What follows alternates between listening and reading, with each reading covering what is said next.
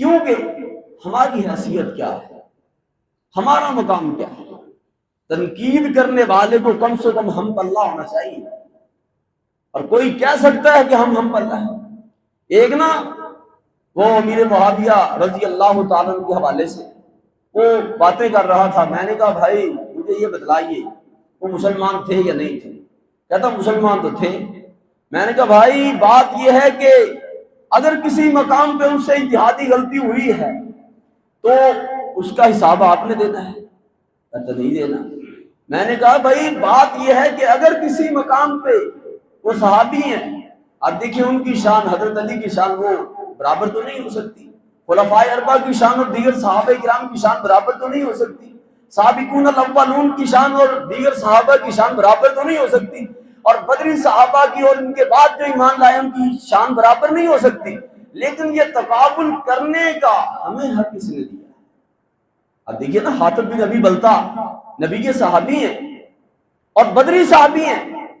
ایک موقع وہ آیا جب فتح مکہ سے پہلے کا موقع تھا، جنگ کی تیاری ہو رہی تھی، حضرت حاتب بن ابی بلتہ نے ایک خط لکھا تھا مکہ کے کافروں کو، صحیح بخاری کے اندر وہ مکمل واقعہ موجود ہے۔ جب وہ لے کے چلے، اللہ نے آپ کو بدریہ وحی بتلایا، تو آپ علیہ السلام نے سیدنا علی رضی اللہ تعالیٰ عنہ اور دیگر صحابہ کرام کو بھیجا کہ مقام خاک پہ جو عورت آپ کو ملے گی اور اس کے پاس خط ہے، وہ لے کے آئے حضرت حاتب بن ابی بلتہ کو بلایا، کہا جی آپ نے یہ کیا کیا؟ کہ اللہ کے نبی جی میرے معاملے میں جلدی نہ کرنا، کیونکہ میں باہر سے آگے وہاں پہ بسا تھا، میرا کنبہ قبیلہ وہی ہے، تو باقی لوگوں کی رشتہ داریاں ہیں وہاں پہ، تو مجھ سے یہ غلطی اس لیے ہوئی ہے کہ میں نے کہا چلو میں ان پہ احسان کر دوں گا تو وہ میرے خاندان کی اور میرے بچوں کی حفاظت کریں گے۔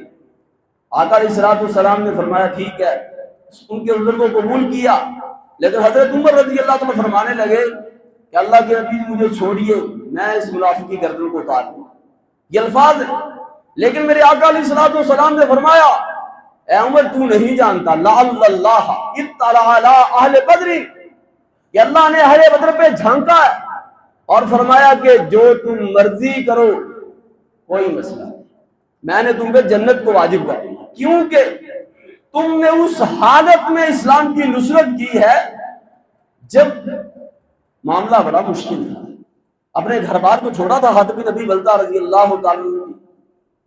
تو بات یہ ہے کہ ہمیں چاہیے کہ ہم صحابہ کرام کی خدمات کو یاد رکھیں، ان کی عصمت کو یاد رکھیں، ان کی فضیلت کو یاد رکھیں، اور ہمیں حکم کیا ہے فَإِنْ آمَنُوا بِمِثْلِ مَا آمَنْتُمْ بِهِ فَقَدْ اهْتَدَوْا۔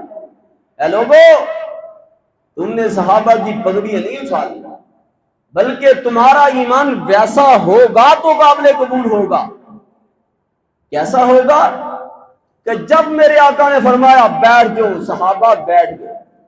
آپ نے سنا ہوگا حضرت عبداللہ بن مسعود رضی اللہ تعالی عنہ مسجد میں داخل ہو رہے، ابھی وہ پیچھے ہی ہیں دروازے میں، میرے آقا کا حکم آیا اجلسوا، بیٹھ جاؤ، تمام صحابہ کرام بیٹھ گئے، وہ وہیں پہ بیٹھ گئے۔ میرے آقا فرماتے ہیں عبداللہ تجھے کس نے کہا وہیں بیٹھ گئے؟ اللہ کے نبی جی جب آپ کی آواز میرے کانوں میں پڑی تب میں جہاں تھا وہیں بیٹھ گیا۔ تو میرے آقا علیہ السلام کے صحابہ نے تو آپ کے فرمان پہ، آپ کی بات پہ عمل کر کے دکھلا دیا۔ اب دیکھیے نا، ایک ایک شریعت کی باتیں سکھلائی میرے آقا نے، بتلائی میرے آقا نے، عمل میرے آقا نے کیا، لیکن جن ہستیوں نے، جن افراد نے ان اعمال اور اقوال کو کاپی کیا ہے، اپنے عمل میں ڈھالا ہے، وہ حضرات صحابہ کرام تھے۔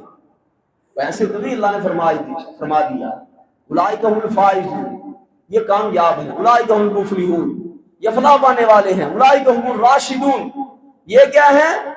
ہدایت یافتہ ہے، راشد ہیں۔ تو اسی انداز میں اللہ تعالیٰ فرماتے ہیں کہ میرا گروہ ہے، اور کہیں پہ اللہ فرماتے ہیں ان کے لیے مغفرت ہے اور اجر عظیم ہے۔ تو آپ قرآن کریم کا مطالعہ کریں گے تو بہت سارے مقامات پہ آپ کو حضرات صحابہ کرام کی شان، فضیلت اور عظمت نظر آئے گی۔ حضرات صحابہ کرام وہ عظیم ہستیاں ہیں جو آپس میں پیار کرنے والے، محبت کرنے والے، الفت کا دم بھرنے والے، کچھ لوگوں کا وتیرہ یہ ہوتا ہے کہ صحابہ کرام کی غلطیوں کو نوٹ کیا جائے، وہ کہتے ہیں جی حقائق تو بیان کرنے چاہیے۔ میں نے کہا بھائی اگر کوئی مسئلہ ایسا ہوا تاریخ میں جس کی وجہ سے صحابہ کے درمیان اختلافات پیدا ہوئے، تو آپ کو ان حقائق کو بیان کرنے کا فائدہ کیا ہے؟